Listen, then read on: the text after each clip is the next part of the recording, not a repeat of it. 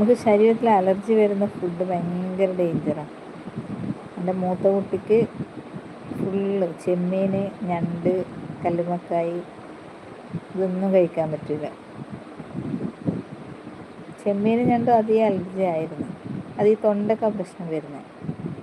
ചെമ്മീൻ കഴിച്ച് കഴിഞ്ഞാൽ പിന്നെ സൗണ്ട് ഉണ്ടാവില്ല.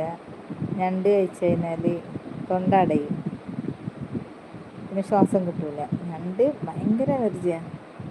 ഞണ്ടിൻ്റെ ഒരു ചെറിയ അംശം പോയി കഴിഞ്ഞാൽ പിന്നെ ശ്വാസം കിട്ടില്ല. പിന്നെ അത് ചെമ്മീനിലായി. ചെമ്മീൻ കഴിച്ച് കഴിഞ്ഞാൽ സംസാരിക്കാൻ വരെ പറ്റില്ല. തൊണ്ടൻ്റെ ഉള്ളിൽ ചൊറിയും. ഭയങ്കര പാടാണ്. നമുക്ക് പുറമേ നിന്ന് ചൊറിയാൻ പറ്റില്ല. ഇപ്പം നോക്കുമ്പോൾ കല്ലുമ്മക്കായ്